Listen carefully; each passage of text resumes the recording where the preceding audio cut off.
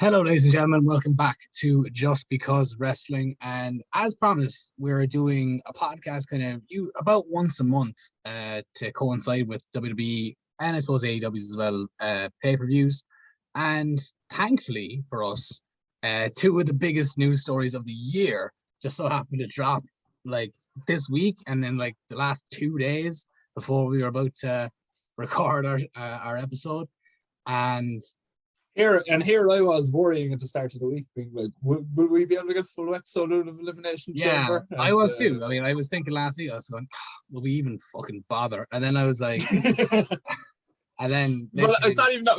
It's not even the whole thing of bothering. No, but come on, no one wants to fucking talk about Elimination Chamber in massive detail, you know? Yeah, but in my head, I was like, we're gonna have to talk about other things, and I was like, maybe we should like review like the month or whatever on the AEW side of things, or as wrestling as a whole. But it turns out we're not going to be able to get any of that because we have two of the biggest news stories of the year, as you said. Like I just said before we started recording, the only other biggest news story in the last 12 months in wrestling was, and probably since we've been recording this podcast, was Punk's return. Yeah. But other than that, like how long have we been doing this podcast? Like 6 years? Like, you know, I can't really think of another major story. Like I can't think of a bigger story than especially this Cody story, like other than maybe the formation of AEW at that time. But other than that, I mean, like like we might as well dive right into it. Kind of the one that seems more confirmed than the other story that we'll talk about in a while, but like the one that has at least some confirmation to it is that Cody Rhodes, you know, one of the founding members of All Elite Wrestling, has left the company. Which is insane because, like I said, one of the founding members, one of the EVPs, one of the head bookers, and just one of their top stars as well. Like, and he's left the company after 2.5 years, and he has. It's nothing is, you know, announced or anything, but it looks like he's going back to WWE, which is something that if you were to say 5 years ago, you know, people would probably say, probably not for a very long time. If you were to say it 6 months ago, well, yeah, this is it. Do you know what I mean? It's one of these like things. People would have laughed at you. Like this is like if you looked at the AEW roster and like we always kind of talked about like how, you know, when would be the first jump, you know, back to WWE or the first jump from AEW to WWE. And like you look at the people like Chris Jericho, who seems like an obvious choice just because he's always kind of wound up back there. You hear about the rumor that they're currently looking at Jade Cargill and Wardlow as potential targets for the future. And like you look at all these people kind of not so established or at least formerly huge stars in WWE. And then but then you kind of felt like the elite guys, you know, Cody, Kenny, the Bucks, Hangman, were kind of immune to that they were like, oh, you would imagine that they would be AEW till they die. Like nobody even talked about them because this is it. Yeah. Like everyone was like, but that's not happening. You know what I mean?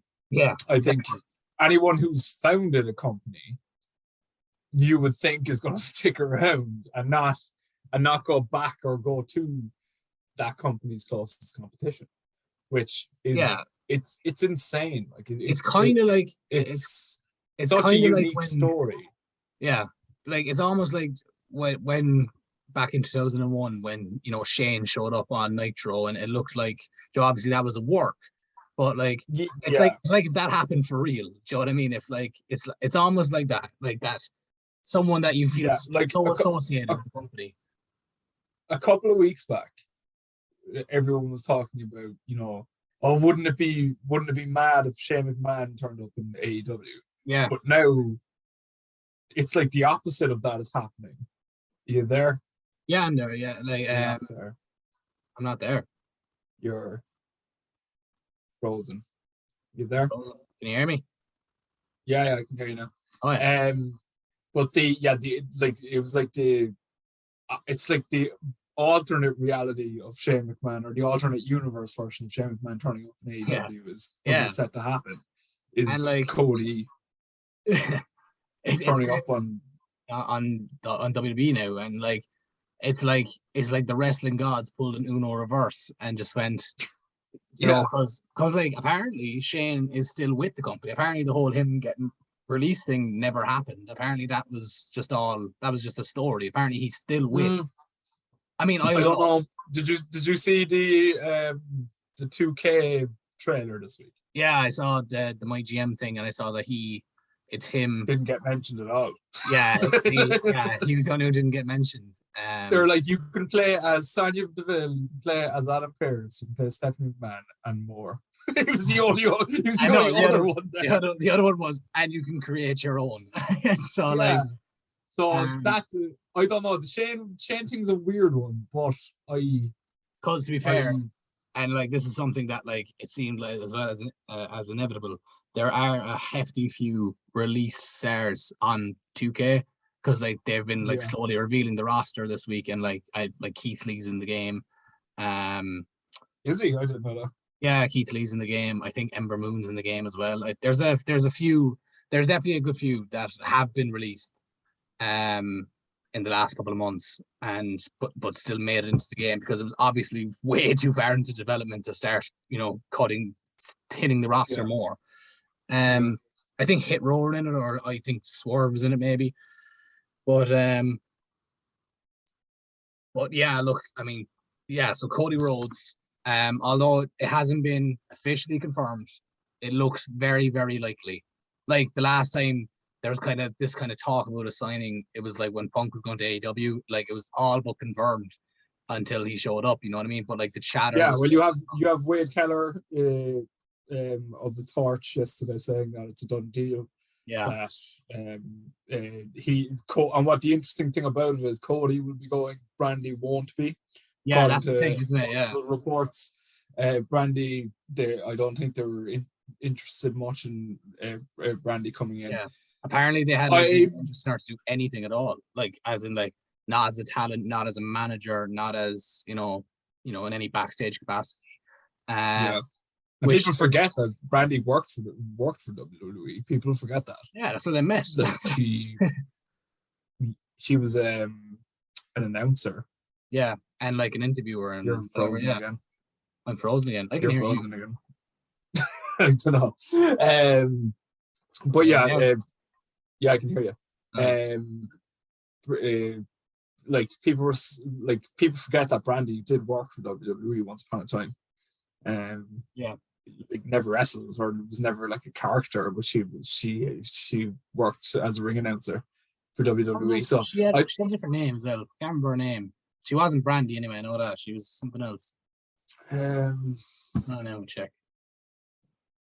She was something else. You know that.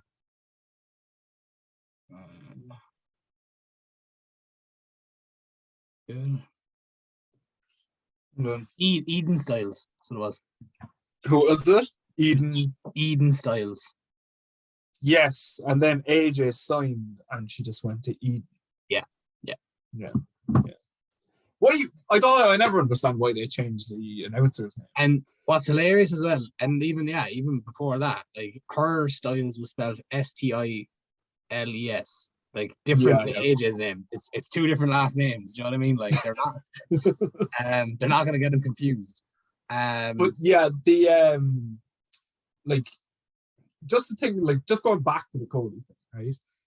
Like it's so significant in the sense that he was a guy, brought in, became an executive vice president. He's been effectively Mr. AEW for the last 3 years, and everything he's done, messaging around it, not to mention the multiple shots he has taken at his now current employer, if we're to believe reports. I don't know. It's a very strange situation. And it's a situation that I don't think Cody or AEW, like Tony Khan, thought they were going to be in. Like, I don't think. I think if you're going off reports, apparently, like they did try and negotiate a deal for the last up until last Friday. Yeah, it was apparently it was a very long, drawn out process of negotiating. Cody was asking for and again, let me just reiterate that this is all just reports. None of this is coming from either company or either man themselves. But look, what we're hearing is that apparently Cody was looking for crazy money, really, really big money. Tony Khan looks to be taking on more of a responsible role backstage and is kind of more involved in the booking. Whereas before it was kind of like the elite guys, Cody, Kenny, and the Bucks were kind of more in charge of the booking. But now it looks like Tony has kind of stepped in and taken over that himself. And from what I can tell, it's a step in the right direction, because I don't know if you saw, but Miro was doing an interview this week and he was asked about like the differences in WWE and AEW creative, and he said, well, that's just it. AEW doesn't actually have a creative team. Tony Khan will have a rough idea of what he wants to do, and then basically you're in charge of your own creative. You just have to kind of keep it within the storyline.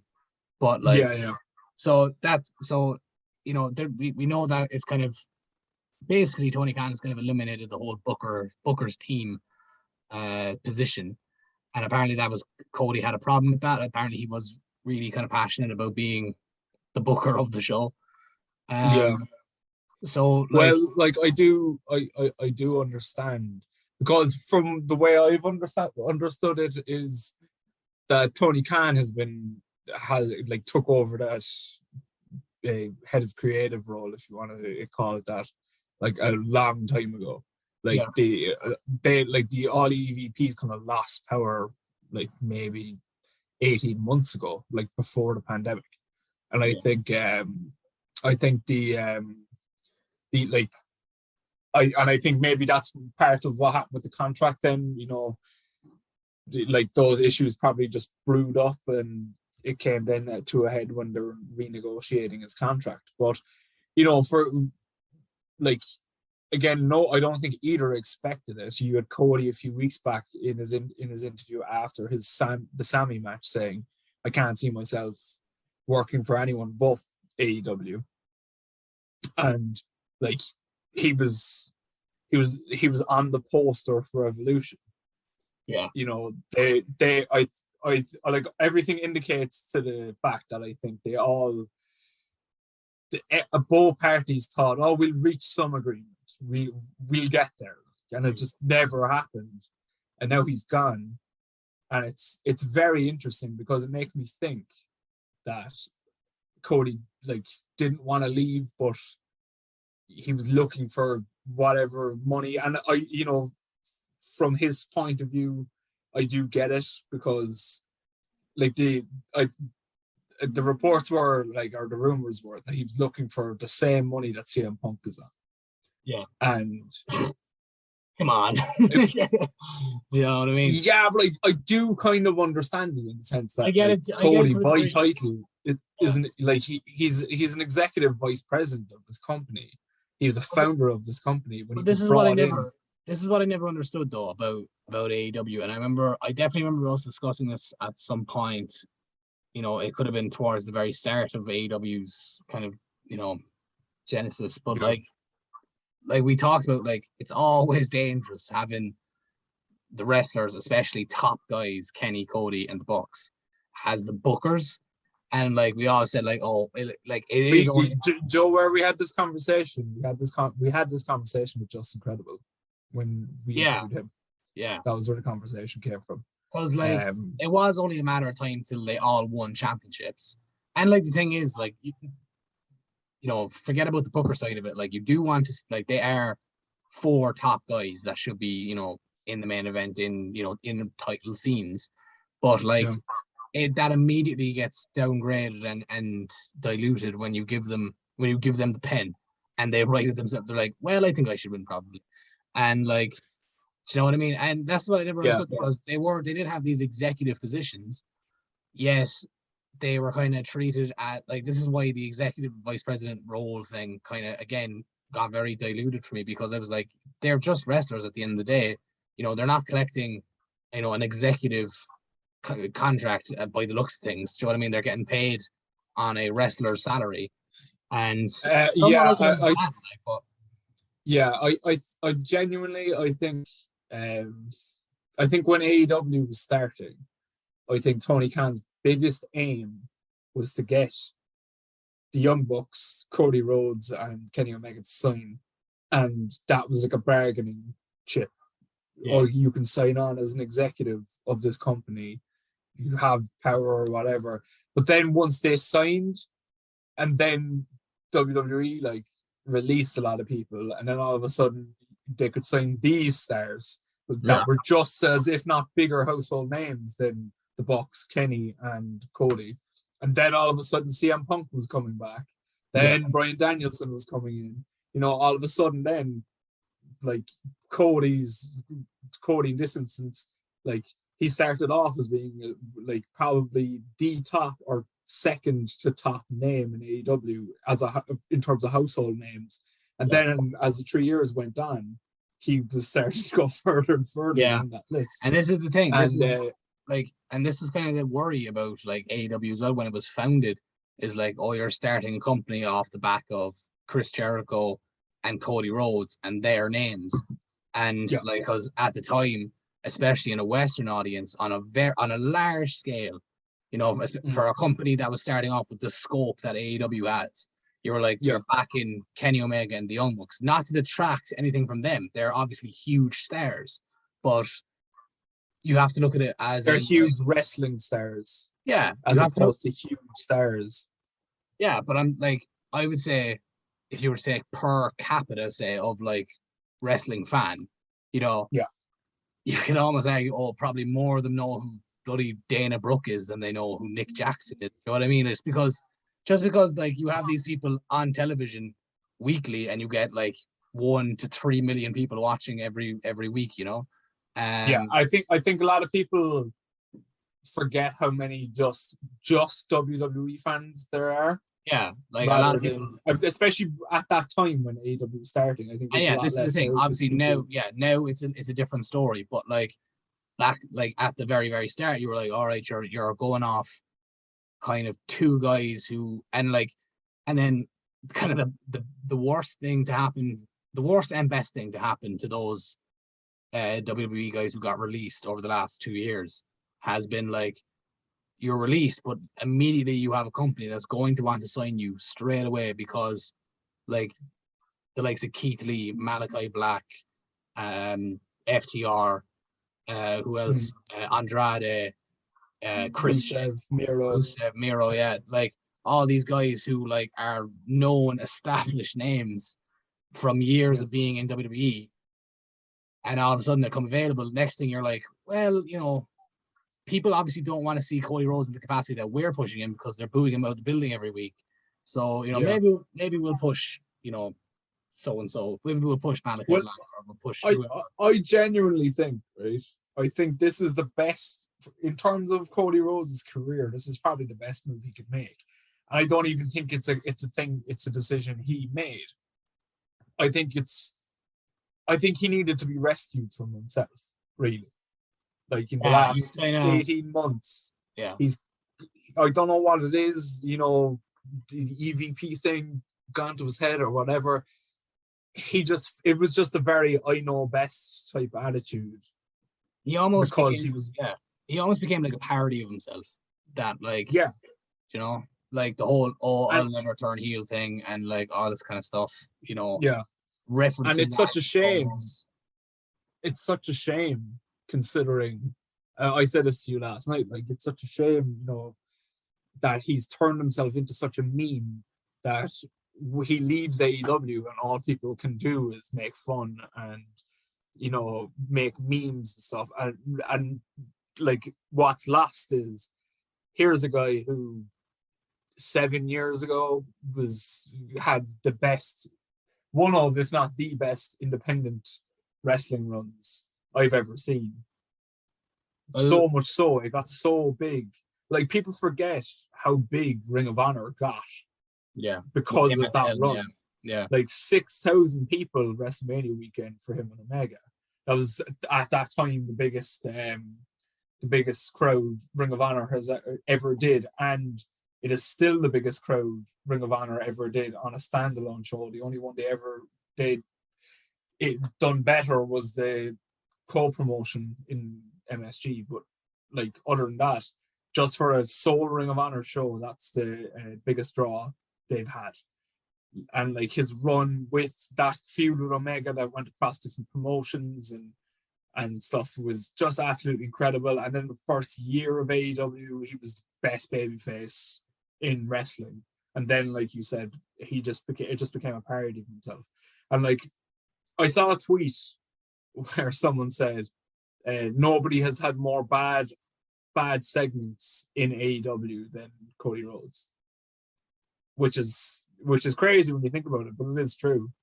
Yeah, you know, but like think about like there's I can remember like specifically maybe 4 or 5 segments where like we remember, and it's like you said towards the very beginning of AEW where we were like, Jesus, that Cody promo was unbelievable, or that match was unbelievable.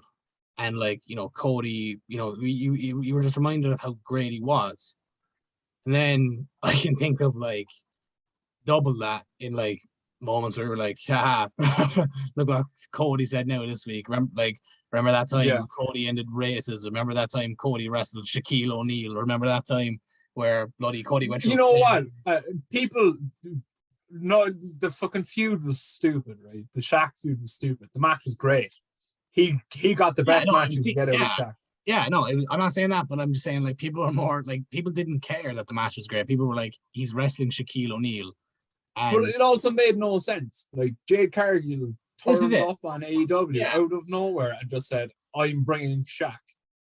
And people couldn't figure out, is she talking about Shaquille O'Neal? Who is she talking? Like, she just said Shaq.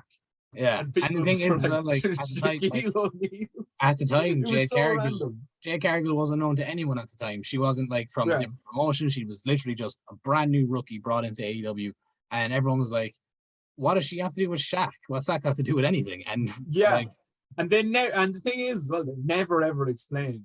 I think they like briefly explained it in like one of the promo videos that like Jade Cargill and like this is how thin, this is how bad now they were reaching.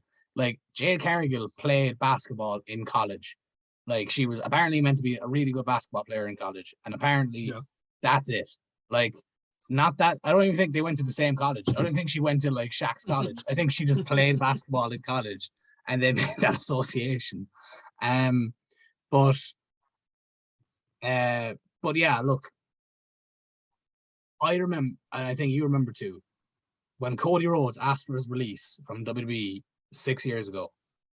Yeah, six years ago. Yeah, you know, everyone was like, this is going to be huge for him, you know, because like everyone saw the potential in him and were pushed. Like I remember in 2014 or 2015 when Damien Sandow won Money in the Bank, and everyone was like, that should have been Cody. And like, you know, and the thing is, they tease it because Cody was like up there and then Sandow pushed him off, whatever. Yeah. But everyone thought it should have been Cody. And everyone's like, you know, he is a main eventer. Just give him the chance. And then obviously they never did. And then they made him Stardust and all that shit. And then when he left, everyone was like, right, now he's going to go away and prove himself and show WWE. Like, I mean, at the time, AEW was never even a concept, but like, you know, it was never, oh, he'll go away now and start major promotion and WWE's #1 rival. It was, he'll go away now, prove himself to WWE, get re-signed and come back and be a star. Now he went kind of above and aboard. He kind of went above and beyond for that. But like, well, that he is going to end up. It is going to end up happening. It's long-term storytelling at its finest. But like he. But after, you know, like 2 to 3 years ago, you thought then, okay, he's never going back. And like, I'm very intrigued as to how he'll be treated when he comes back, because, you know, a part of me is like, oh, like, what a signing for WWE in a time where they're desperate for a star. You bring him in, he was the executive of your main rival. What a fucking coup. But then, you know, Yeah. The other side of me sees how they've treated others who've come from different promotions in. I saw a tweet and I couldn't help but chuckle, and it was like Vince welcoming Cody back to the promotion, being like, "Oh, Cody, it's great to have you back. Look, I've seen what you've done, and I'm so impressed by it. I have so much respect for you, and I can't wait to have you back." And then this Nick Khan whispers in Vince's ears, "I see him in polka dots." Yeah. And you know that Nick Khan just has Vince's nutsack in his hand and is just able to tug him around like a bloody puppet master. But anyway, but see, I don't know. I don't know if this is gonna go well. Apparently more of me is thinking it's not gonna work out then. I think it will. I think Cody, like Drew McIntyre, like Bobby Lashley. I think kind of that.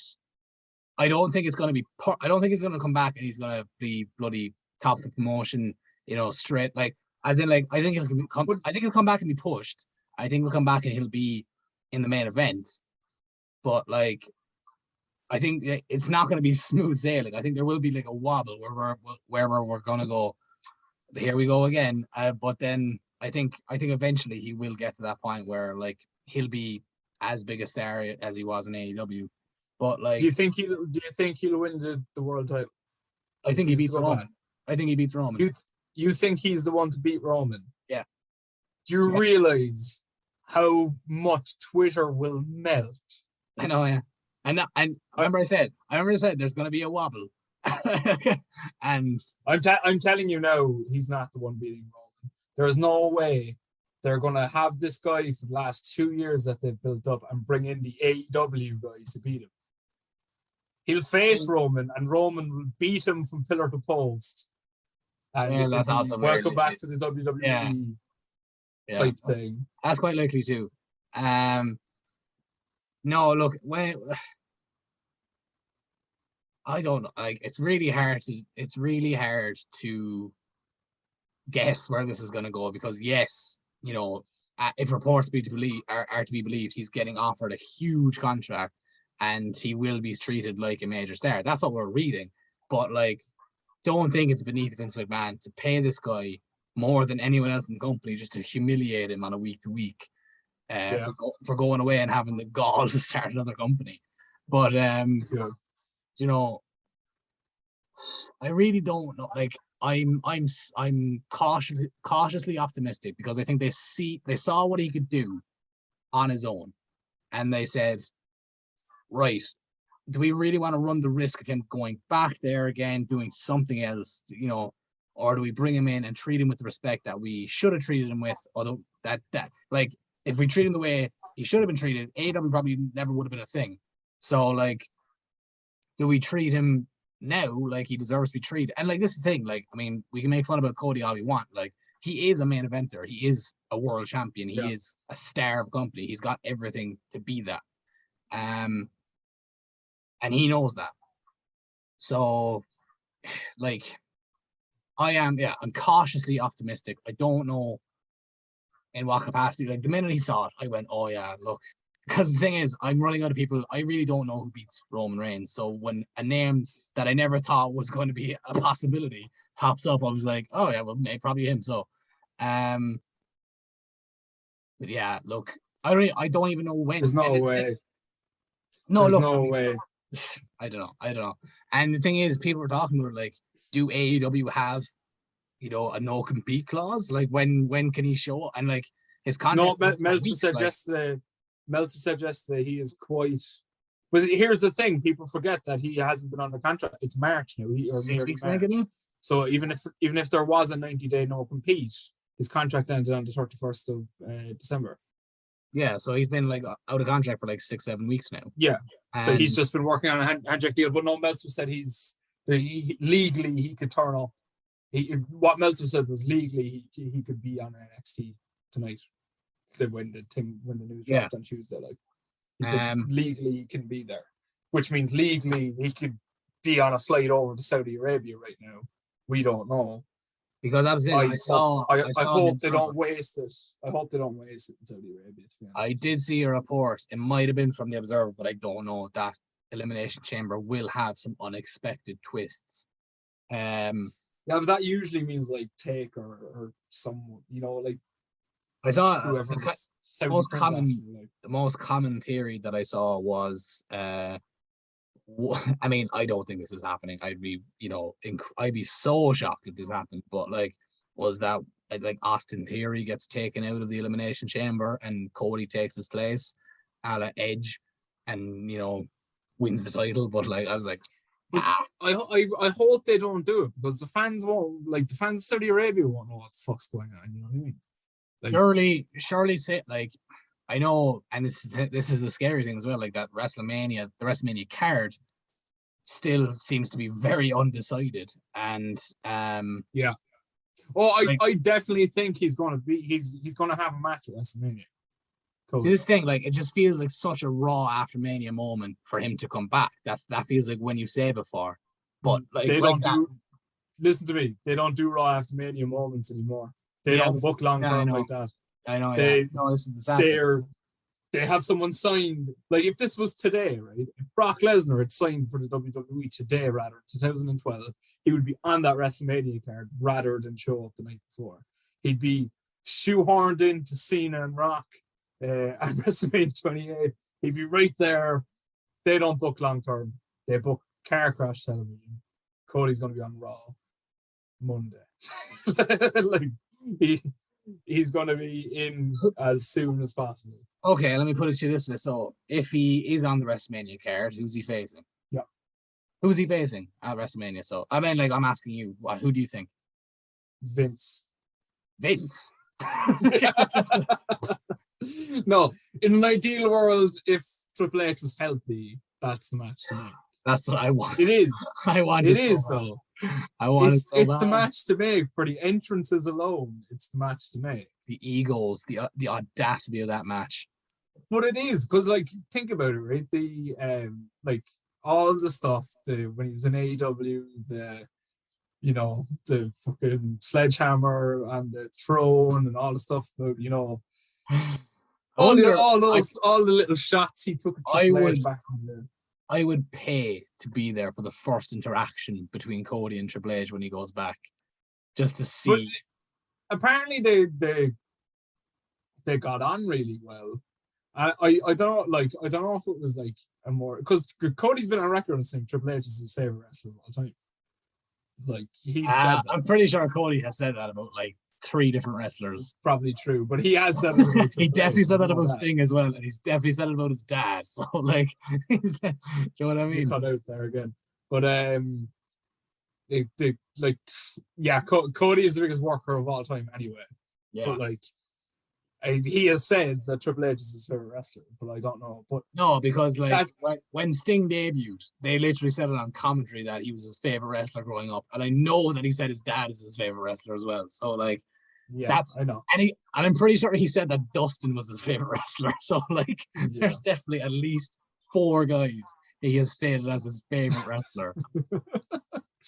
He's probably said Randy Orton is his favorite too at some point. Do you know what I mean? He's like you there? You keep cutting out. I can hear you. He's like the Robbie Keane of wrestling. You know, where Robbie Keane had all these boyhood clubs. Yeah. Every club he'd signed for, he'd be like, "This is my boyhood club." Yeah. Fucking Inter Milan, as if Inter Milan was his boyhood club. But anyway, that's the match. That is the match to me. Yeah, but that won't happen because it looks like Triple H can't wrestle ever again, which is kind of sad. But yeah, it's then Triple H needs to adopt someone, and we need him to fight for Triple H's corner. We need I was gonna say Braun Breaker, but then I was like, Braun Breaker is the representation of everything Triple H hates about NXT now. So you do Cody versus Tommaso Ciampa. Ciampa, yeah. Because Tommaso Ciampa is the only one left from that NXT. Yeah, you gotta do Ciampa. Cody, I mean, the thing is, Cody versus anyone WWE now feels like a big match just because, you know, because of who Cody is now. Like you could do. Well, see, everything feels like a big match, both storyline wise. If you're going to shoehorn him into a WrestleMania now, unless he comes back and is in the title match, no other kind of story makes sense because there's no one in WWE at the moment that he has had this like history with that it would make sense. The only one is kind of Orton. Yeah. That doesn't make sense. I don't know. Do I want his first match to be Orton? Yeah, and like I feel like Orton's going to be preoccupied with Riddle in some capacity at WrestleMania anyway. Yeah, and I also think like I think if you're bringing Cody back, he has to be a heel. He has to be. He has to be heel. And like the thing is, bar AEW, every company that he's debuted in, he's been a heel. So I'm kind of like, please God, bring him back as a heel. Because no, he has to be a heel because he was the guy, you know. He's the anti-WWE guy. Take WWE down. Yeah, he's the anti-WWE guy, and I'd love to see how they spin that. I'd love to see how he comes because, like, we're not stupid. We watch AEW as well, despite what Vince would like to believe, and like we know what this guy has done. We know what he's said. Like, explain to us now why he's working for you in your own twisted little way. Unless you do it where a thing of where he technically isn't working for them, like the Outsiders. Yeah, maybe, but I know it's been done, like, but it's what makes sense. Because other than that, like, I don't know. Unless he just turns up and owns it, like Eric Bischoff turned up. Oh, Joe, he was just an asshole. Joe, be a good match, and like. I feel like it makes sense in a way is you do, especially, I mean, I don't know what his plans are for Mania because I don't think anyone knows what his plans are. Cody versus Seth, because Seth has been such like the company guy for WWE, do you know what I mean? And he's been Cody versus Booker T. WWE versus AEW. Yeah. I feel like Cody versus Seth would be good. Seth. Cody versus Big E if you want to go. You could have Cody talk about how he like signed Seth's brother and all this kind of stuff. Like, and I don't know. I feel like it'd be cool. Yeah, but I don't think they're ever going to allow Cody reference anything AEW, anything he did in AEW in a positive spin. Yeah, but like you could say it like, I mean, he doesn't have to make it positive. He'd be like, I signed him to a low level deal. But like the thing is, right? Cody is the type of guy, and he's the type of like worker, like that. Like he's just typical, stereotypical like brother wrestler like that. He'll turn up on fucking Monday and be like, I have to come back to the biggest wrestling organization in the world. Like, yeah, home. Like, he'll just like go. He'll show up now with a big yellow handlebar mustache and be like, rip open his top. He's got. I'm only starting to realize now all the bloody things he has in common with Hulk Hogan at the moment. It's just the blonde hair. Yeah, but like Cody is the biggest politician I've ever seen in wrestling. And like he'll come in and he'll just be like, "Oh, WWE was always my home." Yeah, I always dreamt of coming back here. Type thing. Yeah. No matter what I did, it never could compare to anything I could do here. You know what I mean? But say you cut out. No matter what I did, nothing would ever compare to something I could do here. And like I dream about headlining WrestleMania and blah blah blah blah. Yeah. And yeah. I mean, look. Time will tell where and how and will it be good or not. I really hope he doesn't go. I really doesn't hope he signs for WWE and starts taking shots at AEW. I kind of do just because it'll be hilarious, and I love watching the WWE like the WWE diehards freak out when AEW do it. So I'd love to see it in reverse now as well and have them both like at each other. It's going to be so conflicting because those AEW diehards were all Cody, and now Cody has gone back to. I don't know. It's really strange. It's such a bizarre situation. such a unique situation. And it's mental. Like, I'm so intrigued as to how he's going to come into WWE and be there, how Vince is going to treat him. You know, it's such a fascinating story. As you said, like, to be a fly on the wall when the first time he meets Vince again. Yeah. If he has not already. I just want to hear that conversation. I just want to feel. Like, if you're Cody, right? If you're Cody, you must be so nervous, like, to go back and meet Vince again. But to be fair, I mean, you might, maybe he's nervous, but it's also ballsy out from him, like, do you know what I mean, to walk back into the company and be like, I'm back now. Do you know what I mean? Like, so. Especially after all the shots he took. Yeah. Because he was still taking shots up until 2 months ago. 2 months ago, 3 weeks ago, he cut a promo. I'm pretty sure he referenced it. I'm pretty sure when in the promo where he challenged Sammy Guevara to the ladder match, he was saying, like, oh yeah, you know, I'm never leaving, kind of thing. Like, but yeah, and like I remember he did a promo with Chris Jericho where he was like, Chris Jericho was up in like the rafters, and he's like, this isn't like where we used to work, where this is like an imaginary barricade. I can go up there and kick your ass, and he went up there and all that. Yeah, but it was like just needless shots. I knew you're gonna regret him. He's gonna walk in and be like, "Hi, guy, look, all in good fun, right?" But and you're saying Vince is gonna have him beat Roman. I'm not thinking about this. I'm thinking about, like, but Vince is also the fucking kind of lunatic to, like, respect that and be like, well, he is, but like Vince is also gonna, It's like that scene in Ted. Do you remember that scene in Ted where he was talking about, like, where he gets hired in the shop and he's talking, and like your man's like, he's insulting your man's wife and stuff like this, and he's like, that took guts. We need guts. You're hired. Like, if that isn't Vince McMahon as an employer, and like, who said it? Was it Jericho? I think Jericho definitely said at some point that, like, you need to kind of stand up to Vince a little bit and be like, exactly. And be like, like, Vince is the kind of employer where you have to be like, this is what I'm doing. Like this is the idea I want to run. Like, I mean, I understand what you're trying to do, but like, I don't want to do that respectfully. Like, do you know what I mean? And if you show Vince the right amount of respect, he'll show it back to you, kind of thing.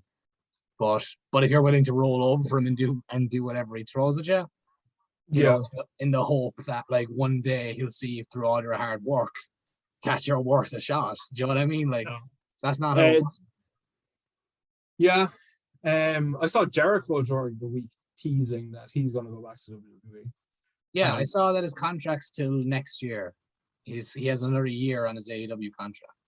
And then, he's similar to Cody. Like, he's a weasel. Like, he'd go back. He'd crawl his way back. He's got the loyalty of a cat. He's like, he does. Like he'll go back. Like, this is the same fella who was like, you can never be, even if you're Tony Khan, you can never trust him. Like, because this was the guy for years said, I'm never going to wrestle for any other promotion in the US other than Vince McMahon.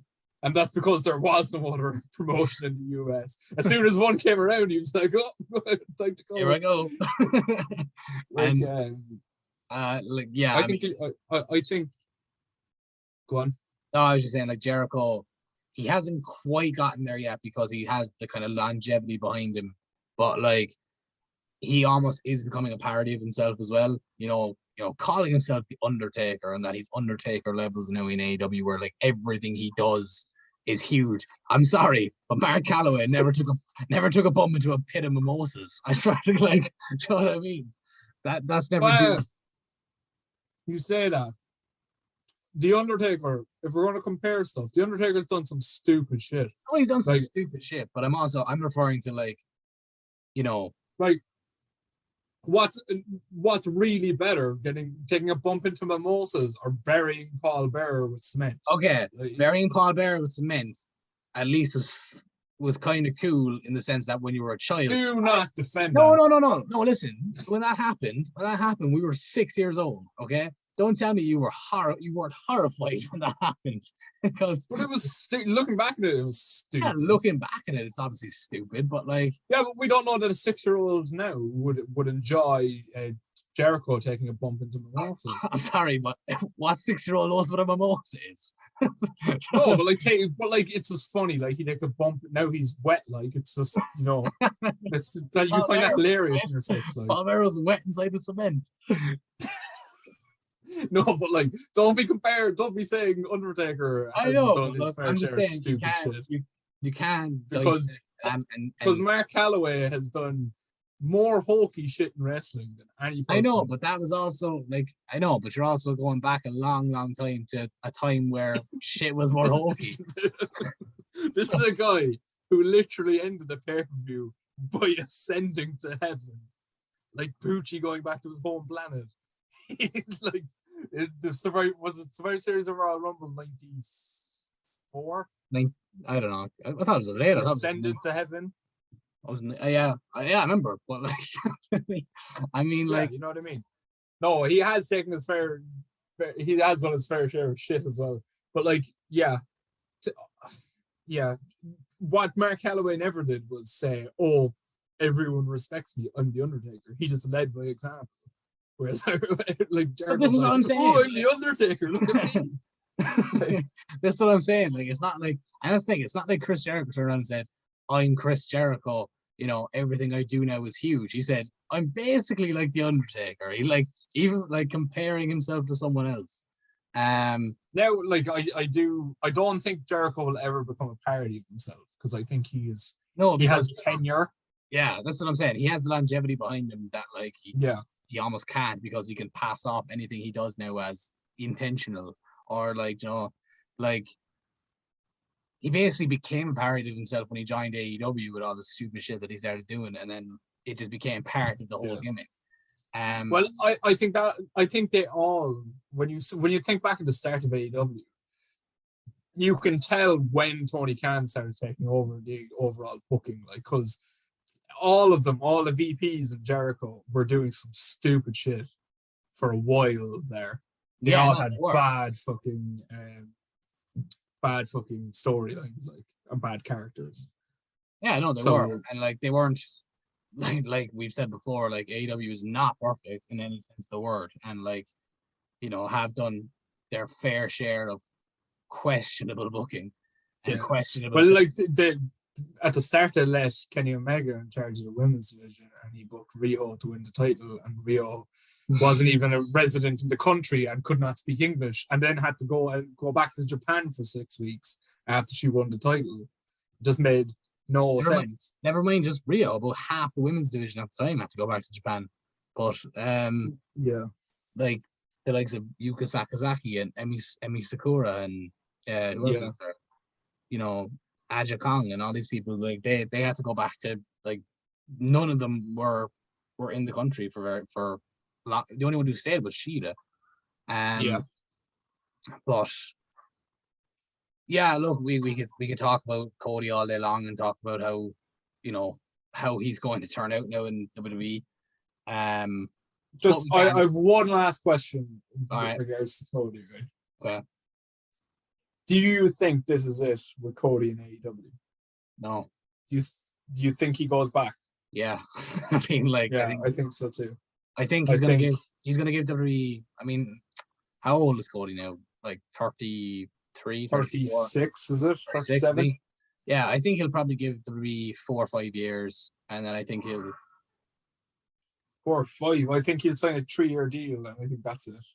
He'll be back if he's not released within those 3 years. Yeah, you know, this is the other, you know, the other problem. I mean, who knows? In a mad turn of events, you know, Vince might have to, you know, for reasons out of his control, might have to step down from creative. Nick Khan might be gone in the interim, and Cody would be like, I have some wrestling experience, like, in that sense. And somehow Cody Rhodes has taken over. Adrenaline in myself. That's another question. Does he get that song? Yeah, that was another thing I was thinking. I don't know. I don't think he does. I don't know. Does he own the rights to it though? I don't think he does. Down Straight is the band. Yeah, and I know they've had previous work with WWE before. But it's not even about previous work with the WWE. It's the fact that I think AEW still own the exclusive rights to the song. They might do, but I don't know. I have a feeling that Cody bought the rights to it. I'm not sure though, but it wouldn't surprise me. I'd love to keep that song with him because it's a great song. And it's like synonymous with him now as well, like, you know. But like they're gonna have to get rid of the wrestling has one royal family or royal family because that takes a shot at Vince. Yeah, it does. Again. That's what I mean. Like yeah, but I think adrenaline. Like I don't like it's either that or he comes back with new music. He can't come back to Smoke and Mirrors. Like no, he won't. It won't be Smoke and Mirrors. That I'm certain. I'm certain of that. I'm certain of that. It'll be something new, or it'll be the Down Straight song. But I think though he'll play it for Vince, and the first line will be wrestling has more than one royal family. And Vince will be like, "What the hell is this? Yeah. What do you mean?"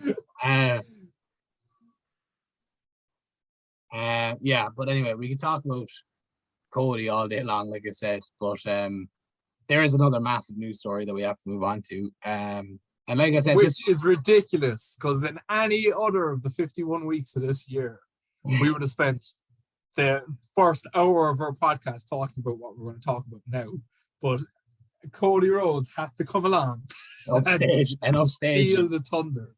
But yeah, it's like, again, something that we never thought would happen again. Well, look, and again, like I said, it's probably the least confirmed of these two stories because, you know, there's definitely no wheels of motion that we can see anyway. And that is apparently at WrestleMania 38, Stone Cold Steve Austin will be coming out of retirement to wrestle a match.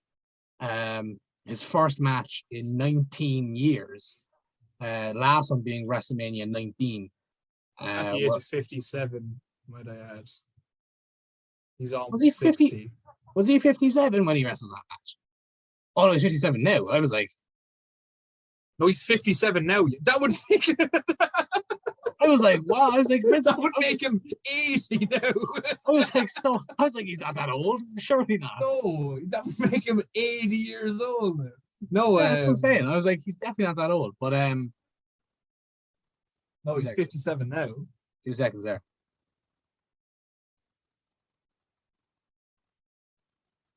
Oh. Well. Okay. Yeah, sorry there. I just had to. Sorry. But what's it called? What do you call him? Stone Cold. Yeah, 80-year-old Stone Cold Steve Austin is coming out of retirement. And yeah, apparently he's wrestling because like WrestleMania is in Dallas. It's in Dallas. It's in Texas, his home state. The last time WrestleMania was in Dallas, he was there. I mean, he wasn't wrestling; he was throwing some stunners around the place. Yeah. But I mean, like what I'll say about it is, I'm as excited to see Stone Cold Steve Austin wrestle as the next guy, right? It is mad. I can't say that I'm not at least curious to see what Steve Austin will like wrestling again. But everything about this showcases what's so fundamentally wrong with WWE. It's ridiculous. They would rather, instead of establishing a new star, they're going to drag 57-year-old Steve Austin, who hasn't wrestled in 19 years and has had major neck issues his entire, and that was the reason he stopped wrestling 19 years ago. They feel the need to drag him out of retirement to wrestle, to sell tickets, rather than have new stars or build new stars. You know what I mean? And this is the kind of the catch with this is like, I'm actually seeing more people disappointed with this than are excited, because it gets to a certain point. Like, CM Punk, right? We waited 7 years for him to come back, and like, yeah, you know, CM Punk is still fairly in his prime. He's, you know, he's never suffered like a career-ending injury, and yeah, you know, 7 years in the grand scheme of things isn't that long of a time. You know, he was staying active. He was, you know, obviously fighting the UFC, training regularly. Stone, yeah, it's been nearly 20 years for Stone Cold Steve yeah, Austin. 20 years, and like, I'd hardly call the man in his prime now. Like you said, he's 50. He's nearly 60 years old. yeah, He's had one nearly life-ending injury. Never mind career-ending. The man's neck is made of eggshells. He's got 2 knees there made of digestive biscuits. Like he's got, and like, now I do think, right? I do think if he does come out of retirement and wrestles, like it's not as if Steve Austin in the last 7 or years of his career was this, you know, it wasn't Bret Hart like you. It was very formulaic. He'd come in and stomp, and yeah. so And he technically probably could do it and do it safely, but it's just, you know, it's just the want or the feel the need to do that. That, like, what are they going to do in 20 years time or 15 years time when there's going to be no Goldbergs or Steve Austins that you can bring to these shows? You've spent the last 15 years not building stars, so the nostalgia thing is gone, because no one's going to care if fucking they bring fucking Mojo Rawley into fucking wrestle a match. Like, you've built no stars in the last 15 to 20 years, bar maybe 2 or 3. Like, you probably aren't going to want to wrestle anyway in 15 years. This is the thing. Yes. Yeah. So, you know, it's so, like, the Chicago Bulls aren't ringing Michael Jordan in the morning and being like, can you play fucking, can you play shooting guard for us tomorrow? Like, you know, there comes a time, right? And I have no problem with, you know, like, there's a CM Punk thing, but like, CM Punk, yes, didn't wrestle for 7 years, but CM Punk is also, what, 40? 41? Punk's in his 40s. He can still wrestle. There's people of CM Punk's age still very active. Steve Austin is 57 years old, right? Yeah. Like, he's 57. Hasn't wrestled in 19, 20 years. Like, I just don't get it. Like, I seriously worry that they're going to rely on these legends and bring them back so much. And they did it with The Undertaker as well. The Undertaker should have retired 7 or 8 years before he did, right? And the reason, like, I'm so afraid that one of these days they're going to bring this legend back in his 60s or in his late 50s, and they're going to fucking die in the ring. You know what I mean? Like, yeah, no, like, it's a possibility. Like, you know, and this is the issue, especially, I think, like, because, like, it's hard to find one of these guys, one of these, you know, kind of legends up, you know, from a bygone era, who hasn't had a severe injury or several severe injuries. Stone Cold being top of that list. Do you know what I mean? Like, he's had at least 3 very, very bad injuries. Well, not even Stone Cold, right? And I know part of it was the Edge situation's different because he wanted to come back and, like, was trying to come back. But I think, right, I get the impression that if they had other stars, like established stars, I don't think they would have cleared Edge to wrestle. I think they're that desperate for stars. They're willing to push the envelope a little bit more and let Edge come back. And, like, look at Edge, like, you know, Edge is another guy in his 50s, if not late 40s. Yeah, he's 49, I think. Yeah, in his late 40s, and they're treating him, he's their big star. You know what I mean? And he's just another Attitude Era guy that I like. He looks great in the ring, you know, granted he is healthy, but, like, 15 years ago or 10 years ago, they were telling us, oh, if he falls down the stairs, he could be paralyzed. Yeah. And all of a sudden now we're supposed to, I don't know. I'm just very uncomfortable with it. And I think I got that way after Goldberg and Taker in Saudi Arabia, because I was genuinely worried that someone was going to die in the middle of that match. Well, like you look at Goldberg and Taker, and there was 2 spots in that match anyway that like you were like, Jesus Christ, like this like it goes, like we look at wrestling, and wrestling in a whole is kind of silly, and when you think about it, you're like, it's mad that we cheer for these people to do these things, but also like there is a threshold where you kind of go, all right, what you're doing now is just stupid, it's just irresponsible, someone gets hurt doing these things. So like, when there's people who are, like I said, in their prime, constantly training, constantly wrestling, week in, week out, day in, day out, and they're doing spots, and they're, practicing and rehearsing these complicated, intricate spots. And then you bring in 2 50-year-olds who wrestled once a year who didn't rest, and in Goldberg's case, didn't wrestle at all for, was it like 12 years? And you and you go have a match.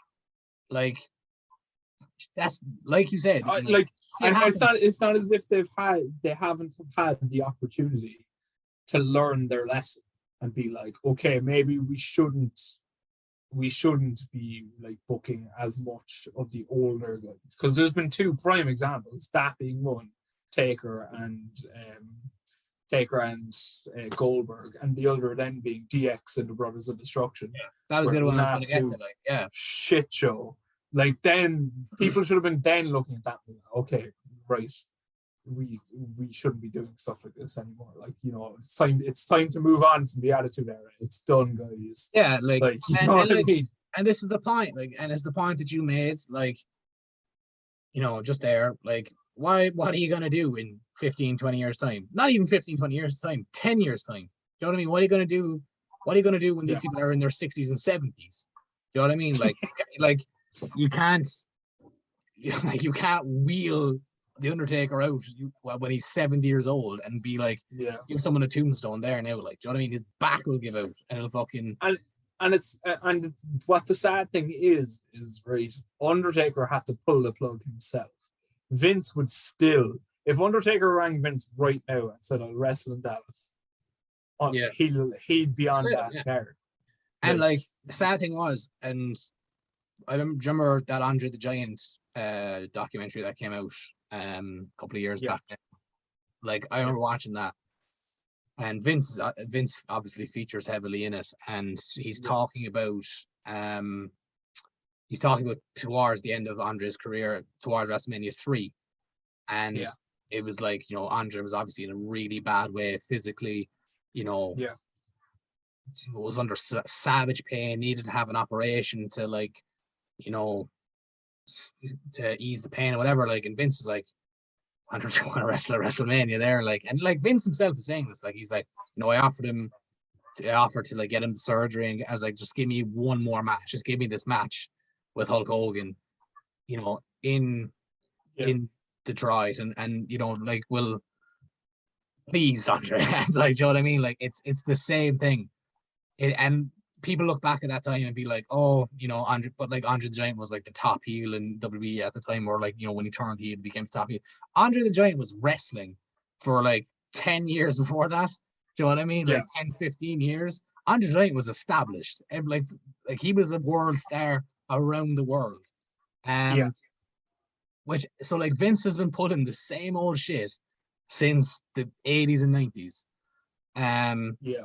Do you know what I mean? And it's just like, but I also can't, we can't sit here and say that, but not doing Andre and Hogan. No, I know. Because we wouldn't be sitting here doing that podcast if that match didn't happen. Look, I know, and this is the problem, because idiots like us buy into it every now and again. Like, do you know what I mean? But at the time, I don't think Undertaker is going to have any more career-defining moments Like his career defining moment stopped 7 or 8 years ago. It stopped with probably the end of an era match. Probably that was probably the last, maybe the streak ending, and the streak ending probably was the last big thing that could have happened to him. And you could argue that shouldn't have happened in the first place anyway. But like, you know, what do you call it? Like Stone Cold coming back to wrestle. And apparently his opponent is going to be Kevin Owens. And I think if you were going to pick anyone to face him, I mean, Kevin Owens is about as safe as you can get. Kevin Owens is one of the best workers in WWE, one of the best in the world. So that's great. And it makes sense, obviously, both using the stunner or whatever. But like, and it was something. Well, you need someone in there with Austin that can go. That's the thing, right? And we spoke about Goldberg, we spoke and Taker, and that DX and Brothers of Destruction match. And I think that's probably a lesson they have learned. That if we are bringing these old guys, you can't have two combustible elements kind of in there, and like, do you know what I mean? Because when you think about it, right, that tag match, Shawn Michaels was expected to carry that match. Shawn Michaels, who hadn't wrestled in fucking 10 years, all of a sudden was the worker of the four of them. Yeah. You know what I mean? Like, that's the crazy thing about it. So yeah, Steve Austin versus Kevin Owens. I mean. It's headlines. It is a headline. It is headlines, and it will be a draw, and people will want to watch WrestleMania because of it, and that's part of the problem. But like, you know, when I saw it was being announced, I was like, "Fucking hell, Steve Austin!" I mean, I really thought like of anyone. Do you know what I mean? Like, I mean, him and Shawn Michaels were the two guys that I thought, all right, they're never coming back. They have nothing left to prove, and Shawn Michaels did it, and I suppose it was only a matter of time. Because no one can stay away forever, evidently. And even like it's if I wouldn't have any issue with Austin coming back if they did it 10 years ago. They should have done it. If Austin was going to come back and wrestle, it should have been CM Punk. Yeah. In 2013. They did that promo where they did that kind of press event for the WWE 13, and it was a sit down between JR, Austin, and Punk. And I don't know if you remember it, but if you go back and watch it, it's fucking brilliant. It's all about what if. It's all about what if CM Punk and CM Punk and Austin wrestle, and it looked. And Austin has said at that point. It looked for a second that I was going to come back and we were going to do it at Mania. And Punk has said that as well, that it, like, at that time, the idea was, okay, we'll do Austin and Punk at Mania. And for whatever reason, it never happened. But if you brought Austin back then, that was 10 years ago, he would have been 47, you know. It's a small bit more feasible. And like, and you're talking CM Punk, again, CM Punk, who at the time, you know, a lot of people were calling the best in the world. Do you know what I mean? So, and like, it wasn't just a nickname. But look, did you see, apparently the reports going around that there is another huge surprise but planned for WrestleMania, and it's being described as Austin-sized. And that's either Taker or Rock. Well, here's the thing, right? Someone then came out with it like this isn't what's happening, but this guy came out with a fantasy thing on Reddit, and like immediately everyone was like, that sounds kind of like so good that it has to happen. So night one, all right, so we have Kevin Owens versus Stone Cold Steve Austin is the match we're getting on night one. We know that match is happening. You know, Stone Cold is making his entrance. Stone Cold comes down, does his entrance. You know, everyone's super hyped because, you know, it's Stone Cold's entrance, whatever. Then Kevin Owens and Seth Rollins jump him from behind and beat him down. And who comes out and makes the save? The Rock. Rock comes out, makes the save, and you get Rollins and Owens versus Rock and Austin. And then the following night, on night two, because The Rock is in Houston anyway, after Roman Reigns retains the title, The Rock comes out and confronts him, and you set up the match 1 year in advance, like they did with Cena. Okay, I'm going to crush your hopes and dreams right now. These are my hopes and dreams. These are my hopes and dreams. No way in hell that they're going to have Rock as an unannounced at WrestleMania. If Rock is somewhat available to be in Dallas that weekend, you best believe he's on every fucking poster. He's on every media. They fucking booked Survivor Series around him. He wasn't even on the fucking show. The whole of Survivor Series was dedicated to him. He wasn't even on the show. To be fair now, Steve Austin isn't on any posters at the moment. Do you know what I mean? Like, surely at the moment, but like but he's also not. If he is wrestling, yeah. So what if the Rock's not available right now? What if it's like, I'm just saying. But the thing that you just laid out to me is Rock is wrestling as a surprise at WrestleMania. I'm just delivering the message. Nah. This wasn't. And I'm telling you why it's not going to happen. It's not going to happen. I could, to be honest, I could see them doing the year in advance thing. I could see them doing that. I could see that. Yeah, I could see them doing that. I think that's the more likely part. The year in advance thing for Roman and Rock, is it? Yeah. I could see that happening. Yeah, I could see that. Because I think there's no. Yeah. There's no way you're going to. If he's wrestling, then yeah, they're going to want to announce that. But do you think Steve Austin is wrestling? Do you think that is a done deal? Yeah, apparently so. Yeah. No, do you think it's a done deal?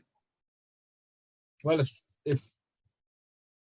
if Sean Ross Sapp is saying it's happening, then who am I to go against what he says? He's usually right. So yeah, I think Steve Austin is wrestling. Sean Ross Sapp also said the Bengals were going to win the Super Bowl, and look where that got him. Yeah, but he's not an NFL journalist. He's a wrestling journalist. Sean Ross Sapp, and nobody is. He was the guy who broke the story that Cody's contract was up in months ago, and everyone was like, "Oh, it's not a big deal." I don't know what he's talking about. He's crazy. I know. Look where we are now. I love Sean Ross Sapp. He is one of the most reliable sources in wrestling. If he's saying that Steve Austin's going to wrestle at WrestleMania, then Steve Austin's wrestling at WrestleMania. Yeah, it'll be interesting. I think they're going to set it up on Saturday. I think Saturday is where it's going to happen. Maybe. I mean, I'd love for it just to be an entrance, a big long entrance. The glass shattering, whatever. Everyone going crazy. A stunner. Literally, just do a stunner. 1, 2, 3. Like that's the beauty of Austin. Is all you have to do. But see, part of me then is like, I don't think Austin would like. I don't think he'd sell people short like that. I think if Austin was coming back, Austin would want to have a match, and especially Kevin Owens. Like Kevin Owens would want to have a bit of a match with Austin. But imagine, pardon me, right? Because Kevin Owens is Canadian, and I'm presuming, and Owen Hart is such a hero of Kevin Owens. Sit out Tombstone. I could see it. I could genuinely see it. I'm going to be terrified in the build-up to WrestleMania when they do the inevitable Kevin Owens powerbombing Austin off the apron. Yeah, I mean, they'll have to put extra padding or something on the apron that night or something. I don't know. But look, I'm not gonna sit here and say that I'm not gonna be at least curious to see what happens when Stone Cold Steve Austin wrestles. I'd have to be dead inside to not get hyped Stone Cold making his entrance, and do you know what I mean? But I just don't want Steve to die. That is the main thing for that WrestleMania this year. Yeah, I don't want to be going and I shouldn't have to go to watch a wrestling show and worry that someone is actually going to die. Yeah, but I think as well. I also don't want him. This is the thing as well. I don't want him to have that good of a match either. The WWE are going, maybe. Because Vince then, I don't want to see him have a bad match. But the best thing Shawn Michaels did was stink the joint out in Saudi Arabia because they never went back to that well again. Have a terrible match. Just get it over. Just get through it. Go through the paces. Hit the spots. And then, because you know what'll happen. You know what'll happen if this ends up being a success. What? You know what's a match that has never happened and never taken place, and be perfect for Saudi Arabia. Is Steve Austin versus Bill Goldberg in Jeddah, Saudi Arabia. Yeah. Fucking yeah. And then we're right back. And then we're right back. Another match that's never happened. Brock and is Steve Austin versus Brock Lesnar. Okay, if the goal here is to not kill Steve Austin, that's surely going in the wrong direction. Yes, but this is also Vince. Yeah. Jesus. I really, really hope not. I'm hoping that like he does the motions, does like the Tez press into the punches, does the stomp in a mud hole, does the stunner, and call it a day at that. Take like one or two moves, and then whatever. All you need, yeah. All you need for people like that is to do what Taker and Cena did 3 years ago or 4 years ago. Well, no, because even at the time that even felt like it was shortchanging us, because like Cena could still go. Cena could, like, you could still get a match out of them then. Whereas like Kevin Owens can still go. Yeah, I know, but like, okay, he can, but I think Steve Austin's in a worse physical condition than The Undertaker and John Cena were at that point. Yeah, but I think, I don't know though, because Taker was after hip surgery and I think had a lot more bumps on his card than Austin had. This is it. I think the benefit Austin has here is that he's had 19 years off of not taking any bumps, and recuperating, and I'm sure he's a wealthy enough man to have been able to afford the best, surgery and rehabilitation. So yeah, look, time will tell. I don't know if it'll be Saturday, because Kevin Owens. I think it will be. Because Kevin Owens is going to be in the Elimination Chamber match, so I don't know how you set that up without Austin running into the chamber. Is Kevin Owens in the chamber?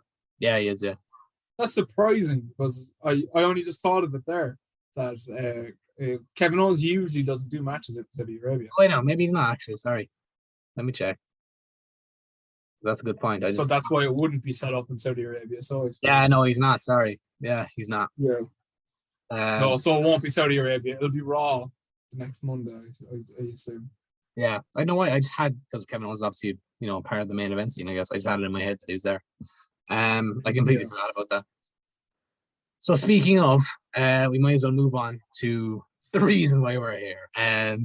Elimination Chamber 2022, and not just any old Elimination Chamber match. It is Elimination Chamber emanating from the Jeddah Superdome in Jeddah, Saudi Arabia. Now we are riding a bit of, a hot streak in terms of Saudi Arabia, because their last show was actually really, really good. A hot streak of one. A hot streak of one. Yeah. So who knows? Maybe this will be surprisingly good too. It's just, anything in Saudi Arabia always feels tainted. But at least they have a lot of women on the card, which is obviously a big improvement on the first match, on the first couple of shows they had there. But yeah, there's a few matches to get through, so might as well dive right into it. The first match on the card, Rey Mysterio versus The Miz, 1-on-1. Rey with Dominic in his corner, Miz with Maurice in his corner. Who'd you have and why? Of The Miz. I think we're finally getting it. I think it's going to be Dom Mysterio versus Rey Mysterio at WrestleMania. I think we're getting there. And they're starting to play into the Eddie Guerrero thing. So I don't know if that's the route they're going, that they're going to reveal he actually was Eddie's son. I don't know.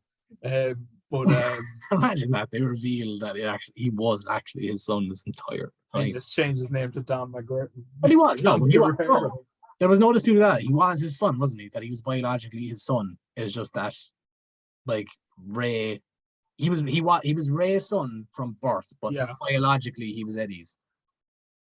What? Oh no, yeah. The storyline came from Eddie Guerrero's book, and because Eddie Guerrero in real life had a son that he gave away. Yeah. him and Vicky broke up for a while, and they had a kid out of wedlock, and he gave it away, and that's where that story comes from. And then in wrestling's scope, it was Dominic. But that's what I'm saying. Like in kayfabe, Dominic is Eddie's son, isn't he? It's just Ray has. I think so. I think that's what it was. Did he say that, like, you know, Ray and his wife were having trouble conceiving or something at the time? And yeah, but that was also Eddie being a heel, because the Miz in his promo said, "Are you sure you're not Eddie's son?" Yeah, I don't know. I think once Ray won the ladder match, everyone forgot that, like, oh, Eddie actually is his father. But yeah. As far as, like, in my head, I always had it that Dominic actually is Eddie's son in kayfabe. Obviously, in real life, he is Ray's son, obviously. But I just want to reiterate, I don't actually think that he's Eddie's son.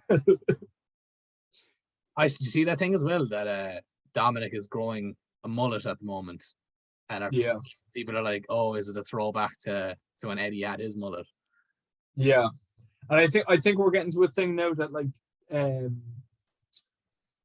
Ray is going to be the showcase on 2K, and it's out soon. And I think a lot of the showcase is going to be around him and Eddie, and I think they're going to want to tribute that at WrestleMania. So I think we will get something along that. Yeah. I'm going the Miz as well. I didn't even go that far to think that, like, oh, Ray and Dominic are, you know, the split is happening here. I was just going so far as to say that, like, oh, Miz kind of needs a win now. You know, he came back after a long hiatus. He lost to Edge. He lost that feud to Edge. So he needs I think he needs a win here. And I think you can beat Rey Mysterio now and be fine. I don't know, though, because I think the Miz is a guy, no matter how much he loses. See, that's the thing. Like, Ray is a babyface. Ray is a babyface who, you know, can lose as much as he wants and still be fine because he's Rey Mysterio. And the Miz is a heel who can lose as much as he wants and be fine. According to AJ Styles, the best heel in wrestling, Mike Mizanin. But, like, and I love that idea that AJ seeks him out every time he's in the same building and tells him, "You're the best heel." You're the best goddamn heel in wrestling. So yeah, I'll go the Miz, but yeah, I like your idea of Dominic turning on his dad. I think maybe Miz will wind him up or something, or Maurice will wind him up, and then, like, he'll inadvertently cost his dad, and then the explosion will happen on Raw or something. So fair enough. Next up, we have a tag team match, and it's one of the women's matches. There's three women's matches on the card, which is, you know, obviously step in the right direction, as we said, but it's a big old tag team match. It is the team of Ronda Rousey and Naomi taking on the team of SmackDown Women's Champion Charlotte Flair and Sonya Deville. Two rivalries coming together to make one. So yeah, Ronda Rousey's first kind of match, I suppose, outside the Royal Rumble, is in Saudi Arabia, which is, you know, a bit disappointing, but whatever. You know, it's progressive. So yeah, Ronda Rousey and Naomi versus Charlotte Flair and Sonya Deville. Who do you have and why? Ronda and Naomi. Makes sense. You know, I think Ronda taps out Sonya. But Sonya's an MMA expert. I think Ronda taps out Sonya, and it sends a message to Charlotte Flair, and we go into WrestleMania. Yeah, for Charlotte and Ronda, which I'm going to try and be calm now. Should not be the match. Obviously, it should not. Obviously, it should be the match. It's the match you're getting, so enjoy it. But I'm just saying, you know, if you had Ronda Rousey and Becky Lynch as one of your marquee matches, then maybe, just maybe, you wouldn't have to defrost Stone Cold Steve Austin to sell tickets. Like, you know, if you just listened to the matches we actually want to see, then maybe we could buy a ticket and you don't have to fucking kill poor Steve at WrestleMania. Yeah, and this is the thing, and this is another thing, and this is where I really question the journalistic integrity of Dave Meltzer, because he said recently that apparently WWE have 2 huge matches on tap for WrestleMania 39, and those are Roman and Rock and Becky and Ronda. And I'm like, WrestleMania He 39? said this about Roman and Rock for the last 4 years. No, but my thing was WrestleMania 39. They don't even know what they're doing at WrestleMania 38. They don't know what they're doing in 2 months. But you know what? I kind of believe it, and it's kind of scaring me that this WrestleMania might be like WrestleMania 27, where it's just an advertisement for WrestleMania 28. You know what? It's 10 years on. It's exactly 10 years. Yeah. It comes in cycles. But like,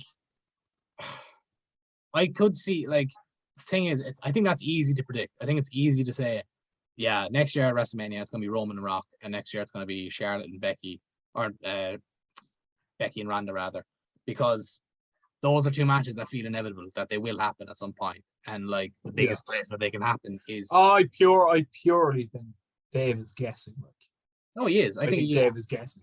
Because the beauty about Dave guessing is if it doesn't happen, then he'd be like, "Oh, plans changed." You know what I mean? Like, that's just as easy out. There's no way they know what they're doing for WrestleMania 39. Yeah, and if he gets it right, he's like, "I'm a genius." So yeah, you know, so yeah, they don't know. They don't.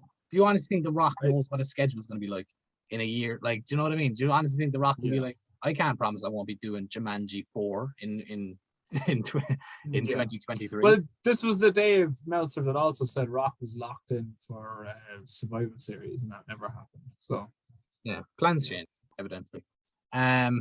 So anyway, moving on to the match that we're all here to see. The match that, like, you know, I personally I don't care about anything else. It is a Falls Count Anywhere match between Drew McIntyre and Madcap Moss, because once wasn't enough. So nice you need it twice. McIntyre versus Moss, Falls Count Anywhere. Who do you have and why? I don't know. I think Madcap Moss might win this, and we might get a trilogy at WrestleMania. See, I'm thinking, right? This is my thinking. I was thinking about this match because I was so down on this, because I was like, why are we getting this a second time? And the only logical conclusion that I can come to is, I feel like Drew is going to be. So obviously, when Drew came over to SmackDown, they were like, all right, you know, Drew is a main eventer. He's going to be the main event. And then I think when Brock came back, they were like, I think they were adamant on doing Roman and Brock all the way up to Mania. And I think they were like, right, we can't put Drew in there right now, so we're gonna have to keep him busy until after WrestleMania, because I think Drew might be the first one up after WrestleMania, and I think they're gonna try and stretch this Corbin feud all the way to WrestleMania, and it will. I think Madcap Moss is winning here, as much as that feels like a contradiction of terms. I think Madcap Moss is winning, and via interference, like help from Baron Corbin, because it's a Falls Count Anywhere match. So, you know, and then we get Drew and Corbin at Mania, with Drew winning, you know, hopefully. So, I do think, because when you look at it, like, there's no other real matches for Drew at Mania. No, there's not. And so there's nothing. So I think this is it. That's the only thing I can think of, is that, like, they haven't penned in to be a challenger for the Universal title, but they can't fit him in right now, so they'll have to wait till after WrestleMania. But I think Madcap Moss is winning. As mad of a sentence as that is to say. Said nobody ever. Yeah, but I think so too. I agree. I think Madcap Moss is winning. I can't believe we are unanimous. But yeah, I think Madcap Moss is going to win. Yeah, fair enough.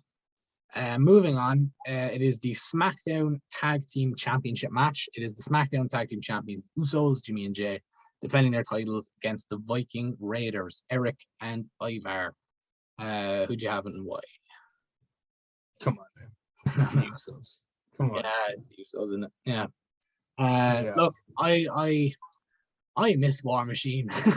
I do too. I miss when the Viking Raiders, formerly known as the what were they called? What were they called before that? The Viking Experience. War Raiders. They were the Viking Raiders, formerly known as the Viking Experience, formerly known as the War Raiders, formerly known as War Machine. I miss when they were in their first gen, and they were they were taking the Indies by storm. They were former IWGP Tag Team Champions, former Ring of Honor Tag Team Champions. They really seemed like they were like the coolest things ever. And then I think they were the best tag team in NXT that NXT ever had. Other than the Revival. Big shout. Other than the Revival, excluding the Revival, I think they're the best tag team NXT had. I think they were better than DIY. Really? Better than I think I look at the bank of matches that they had. They had a run of like 5 NXT takeovers where they stole the show with whoever they wrestled. They wrestled like Danny Burch and Oney Larkin in a match that had absolutely no right. That was Undisputed Era. No, maybe it wasn't Larkin and thing. They wrestled. They wrestled Aleister Black and Ricochet at I think it was the Mania takeover, and like it was unbelievable. I don't think anyone expected it to be that good, and it was. Calling him the best tag team outside of the Revival, I wouldn't go that far. Like, who else though? How many? Like DIY in the top 3 of NXT of all time, I think. No, DIY were better. I don't think so. I don't think DIY were better. I think Undisputed Era better. Whether it was O'Reilly and Strong or O'Reilly and Fish, I think they were better. I think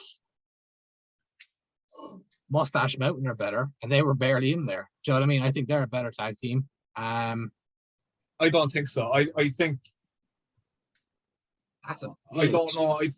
I think their bank of matches were just so good. I think they I think they're really underrated when it comes to NXT that time. I don't know if DIY. I think people think of Johnny Gargano and Tommaso Ciampa individually and think, oh, DIY were great. DIY were great. No, they think of the matches with the Revival and they realize, you know what I mean? But I don't remember anything DIY did outside of those Revival matches.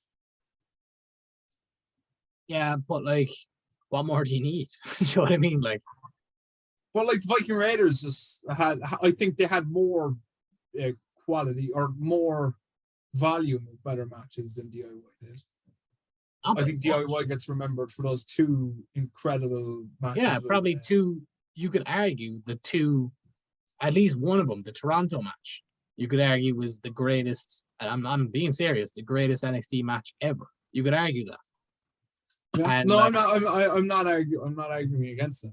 But I'm just saying, like, we're getting way off topic. Yeah, my point was these are not the same. Losing. Yes, like now. They should have been a lot bigger in WWE than they were. And like I remember when I first became aware of them on the Indies, like I was like, fucking hell, these guys are really good. And like, cause like you had, as he was known at the time, Hansen, who was like one of those guys who was part of that group of like massive guys who could do unbelievably athletic and gymnastic things. And then you had Rowe at the time, who was just this fucking berserker who was unbelievable as well. So look, it's sad to see them the way they are now, but the Usos are retaining. I mean, that's fucking obvious. I don't think there's anyone who's beaten the Usos for a while. Moving on to, again, another huge match. This one actually is, big because it has big implications, and it is the Elimination Chamber match for a opportunity at the Raw Women's Championship at WrestleMania 38. It is Liv Morgan versus Rhea Ripley versus Bianca Belair versus Doudrop versus Nikki ASH versus Alexa Bliss. Winner will face Becky Lynch or Lita, depending on who wins the match, at WrestleMania 38. Who do you have and why? I can't pick between two. Is it Belair and Bliss?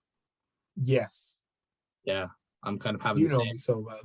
I'm kind of having the same issue, to be fair, because I was Bianca all the time. I was Belair, and then they announced Bliss. Joe what? Joe what? They announced Alexa on Raw this week as the final participant, and I was like, fair enough. But up until that point, I was like, I completely forgot about Alexa. Let's be honest. And I was like, who will the final member be? And honest to God, I thought it was going to be Charlotte Flair, and she was going to win it, and she was going to be like, no, I'm challenging for both titles. I really thought that was going to be what it was, but it's not. It's thankfully that's not what it is. I'm going to go Alexa Bliss. Yeah, I feel like they wouldn't have brought her back now without reason, and they're doing this thing now that she's. Okay, I'm sorry. Come on. No. What I'm saying is like WWE to shoehorn someone in there. No. Because they have nothing else to do. Yeah, but it's not like fair enough if it was Charlotte Flair. They're trying to shoehorn her in, but it's kind of Alexa Bliss. What reason would they have for shoehorning her in? They realize they have no other women in the roster. And why not do Bianca then? Why not do Bianca then? Well, no, but I'm on about like they could have easily realized that they're missing a slot for the Elimination Chamber and rushed Alexa's return just to put her. Oh yeah, well, okay, yeah, that's fair enough. But like, I'm saying like they seem to be. I don't know. I feel like Alexa's the only one now with a story, but then again, I'm like, like the Fiend. The Fiend had stories also, and look what they did to him. Yeah, I know. This is the problem. I'm gonna go Alexa Bliss though, because I think it's an interesting matchup, Becky and Bliss at Mania. Fair enough. I'm gonna go different though. I'm gonna go for Bianca. I'm gonna go for the one that my gut feeling was in the first place, because I think they will do Bianca and Becky at Mania and have Bianca get that win back from SummerSlam, because she needs redemption for that. We can't go much longer without fucking some redemption for that, because Bianca is fantastic and she was fantastic as the champion, and then Becky made her look like a bloody idiot in 26 seconds or whatever it was. And again, neither woman's fault, I'm sure, but like still I need more. I need more than that. So I'm gonna go Bianca Belair. What they do with Bliss at WrestleMania, I honestly don't know. Probably wrestle Lily or something.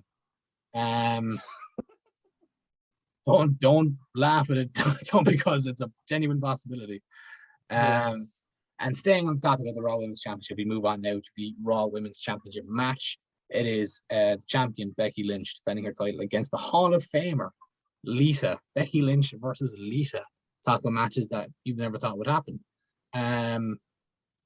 Who'd you have and why? Becky, obviously. But yeah, it's an interesting one. Like it's an interesting match. I'm interested to see how Lita will be, because like this is our first singles match in like 15 years, is it? Do you want a hot take from me right now? Go on. I think this match is going to be terrible. Do you reckon? I think it's going to be shocking. I think Lita can do like two spots well. She can do a twist of fate, which is still dependent on the person you're giving it to. Like it's all a matter of how well Becky can take it. She can do her moonsault still, which is fair enough. But like that's all she has. I think you're expecting Becky to carry the match, which is again, Becky is capable of that. But I'm also like, I think Becky wrestles a style. I just can't, in my head, I just can't see it working. I don't know why. I just can't see it working out well. And like you said, Lita hasn't wrestled a singles match in 15, 16 years. Yeah. I don't know. There's this feeling in me that I'm like, I mean, I hope it's not bad. I want it to be good because I love Lita, but like, I just have this feeling that's going to be crap. Yeah. Which will be sad, but like, I hope not. I hope not. We'll hope for good things. But Becky is winning here. I think it'll be shocking if Lita wins. Yeah. Do you think Lita wrestles at WrestleMania? No, I don't think so. I think if she was going to, it would have been Charlotte, because I felt like that's the way they were going. I think she'll still have a match though. Maybe because it'd be so weird. I've never seen them bring like a legend back and have this mini little run between the Rumble and the pay-per-view afterwards, and them not do WrestleMania. So what they could do, actually, I could see it happening. They could do Carmella and Zelina Vega against like Lita and Trish for the women's tag titles or something. I was thinking it might be just Lita, Sasha Banks straight up. Yeah, you could do that too. Because Sasha, I think that'd be a good match. Because Sasha doesn't have a clear WrestleMania path at the moment. Yeah, so, I think that's probably the match to make. Yeah, no, you could do that too. I'd be okay with that. But yeah, look, Becky's that's fairly fucking obvious. Yes. So yeah, sorry, Lita. Moving on. Oh my god, this match gives me anxiety. But the match that should have happened 2 years ago, it is the WWE Universal Championship match. The Universal Champion, Roman Reigns, defending his title against Goldberg. Now, let me... Go on. I was going to say, let me just rewind the clock a little bit. 2 years ago. 2 years ago, we were going into this match at WrestleMania with Goldberg as the champion and Roman as the challenger. And Roman was very much still a babyface at the time. Now, we have Roman as the champion, Goldberg as the challenger. It's not at WrestleMania. And Roman is the heel. And Goldberg is Goldberg. I mean, his face is questionable at best. But yeah, this match gives me serious anxiety, like I said, because it's Goldberg in a title match at WrestleMania. Or at Saudi Arabia. Yeah, I don't know. I actually forgot that this match was meant to happen at WrestleMania 2 years ago until I heard someone say it during the week. Yeah, I completely forgot about that until I heard it during the week, or I read it or something. I was like, they were supposed to wrestle at WrestleMania. I am just as terrified as you are. Because you know what it is, right?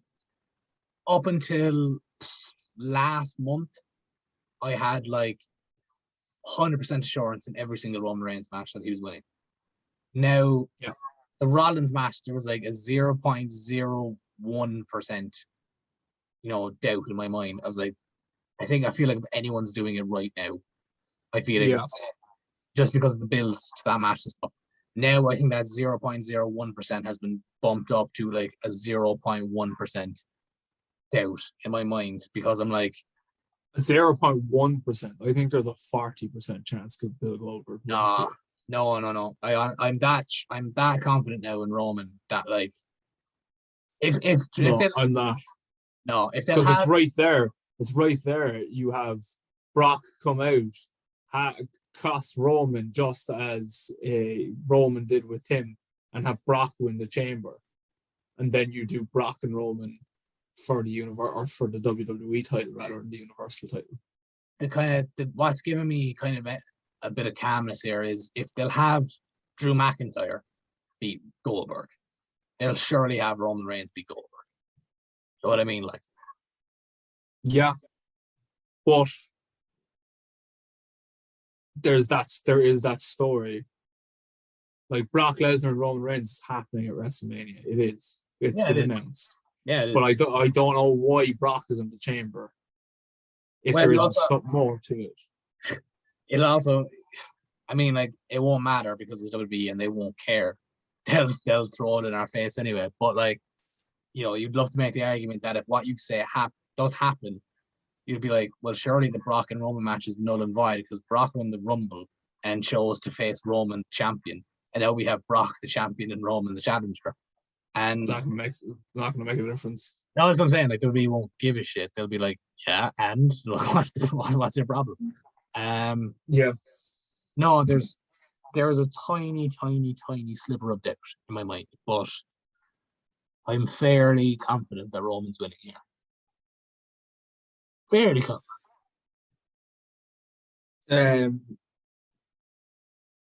Yeah. You can never. I never trust the Goldberg match after the Fiend. Yeah. Genuinely, like I never can feasibly and confidently say Goldberg is going to lose anymore. I can't because I've been burned by it so many times that I could see it. I could see it because what else? Does Goldberg wrestle at WrestleMania if he loses to Roman here? I don't think so. I don't know. But I think if they put the title on him, he will wrestle at WrestleMania. Depends on his deal, like, do you know what I mean? Because his stupid deal is like, oh, he wrestles like twice a year or whatever it is. Well, I think that's bullshit now because he's wrestled more. He's wrestled like 5 times in the last 12 months. He wrestled through. Did he wrestle at last year's Mania? I don't think he did. No, he didn't. But he wrestled. He wrestled in Saudi at one point. Yeah, I think it was 2 though. I think it was 2, maybe 3. No, he was definitely over 2 last year. Hold on. I don't know. We look him up on Cage Match. Hold on. 2, yeah, I think it was matches. What's it though? What is cool though is if Roman wins, he'll have beaten every single former Universal Champion. Yeah, I know that is cool, but That's I don't insane. know if that. Did you see though? Yeah. Did you see Wyndham Rotunda said to take his name off that list, and I was like, interesting. Searching up young independent wrestler Bill Goldberg's cage match. He wrestled 3 times last year. 3? I knew it was 3. I knew it was no more than 3. But still, that's still more than 2. He wrestled Drew and he wrestled Lashley twice. One at SummerSlam and one at yes, Lashley. The one where Lashley beat the fuck out of his underage son. Lashley was in the right. He had no idea who that was. He was being jumped. That could have been anyone. MVP made sure that everyone knew at that point. And I mean, have you seen Gage Goldberg? He looks about 50. That kid's not. Looks older than Goldberg does. But yeah. So, look, I'm going Roman. I think Roman wins here. I'm tentatively going Roman. Roman is going to Goldberg. That's what's going to happen here. Okay. As he said, I don't think he's going to Goldberg. I think there's going to be we are going to sweat during this match. There's going to be a spare and a jackhammer attempt. Yeah, there will be a spear. There will be a jackhammer. They're like not an attempt. I think he will hit him with it. I think there will be a full-on jackhammer. Yeah. But yeah, I don't know though. I don't know if I trust him lifting Roman for a jackhammer. He did it to Lashley. Lashley's surely a heavier bag of meat. Barely did it to Lashley. Yeah, and Roman's later, so yeah, should be a cinch. And finally, the main event of the evening, or at least I'm presuming it's the main event because the show is named after the bloody match. It is the Elimination Chamber match for the WWE Championship. This WWE Champion Bobby Lashley defending his title inside the chamber against Brock Lesnar, Seth Rollins, Austin Theory, Riddle, and AJ Styles. Who do you have and why? Brock. Why else would he be in the match? This is the thing, isn't it? Like, yeah, why else is he there? Because if it's the fact that Roman comes out in costume again and Brock Lesnar looks like a fucking idiot. Plus, I think it'd be harder for him to get cost here because you have the whole chamber thing. But and you can't have him lose. Yeah, you can't have him beat. You can't have him beaten clean by Lashley or whatever. Do you know what I mean? So, I think and I think we're getting champion versus champion at WrestleMania because WWE just love booking themselves into corners. And also, Paul Heyman said like there will be no champion versus champion match at. Like he's referenced it already, even though it hasn't been made official. He's referenced it. So like, yeah, I'm going Brock as well because like I'm not stupid. Do you know what I mean? Like, I mean, if you were a betting man, you'd be going Brock here, like surely, like, do you know what I mean? Yeah. That's the only other way out of the champion versus champion is if you do what I said and have Brock's cost Roman against Goldberg. I'd rather do champion. I'd rather do champion versus champion. I want to see Bill Goldberg walking to WrestleMania as champion. No, we've already gotten that one time too many in our lifetimes. No, I don't want the champion versus champion, but if that's the alternative, that's where I'll go. I just feel bad for Lashley because I'm like, because where like I don't understand because that's the thing with every other guy in this match, bar maybe the exception of Riddle and AJ. I don't know what you do because I feel like AJ will get the edge match, and I feel like Riddle is going to be facing or teaming with Orton at Mania in some way. Yeah. So, like, what do you do with like Austin Theory isn't even going to have a match at WrestleMania probably. Rollins, and then you have Rollins and Lashley who deserve main event matches, and like probably won't. I think you might be right in the sense that I think Rollins, just looking at who's available, I think Rollins going to get Cody at Mania. That's what I'm saying. I was just thinking of guys who don't have an obvious path to Mania, who need a match, like you can't afford to not have on the card, and like, like you could stick Austin Theory in like a multi-man for the US title or something like that. Lashley, on the other hand, though, is tricky. I don't know what you do with Lashley, especially if he's not the champion or challenging for the championship going into Mania, unless you have Brock work double duty on 2 nights, which I can't see happening. Unless you do Lashley Goldberg again. Yeah, but that feels done now. That doesn't feel that feels unnecessary now. I don't know. Did you see actually Brock Lesnar on Pat McAfee's podcast and he did a Stone Cold? I listened to it, I listened to the whole thing while I was in work. He's so funny. Stone Cold this version of Brock Lesnar. Like, it's so surprising, like, to see Brock Lesnar just be a normal person. Yeah, it is. Like, to see he was like talking about how much anxiety he gets and shit. And I was like, are you even the same Brock Lesnar? That's what I'm saying. Is he just like some weird alternate version of Brock, and the real Brock died on his way home, on his way back to his home planet? Yeah, it's like he's very, like, he's actually very funny. Like, I reckon he'd be a good crack to hang around with, to go out with. Like, he seems like a good crack.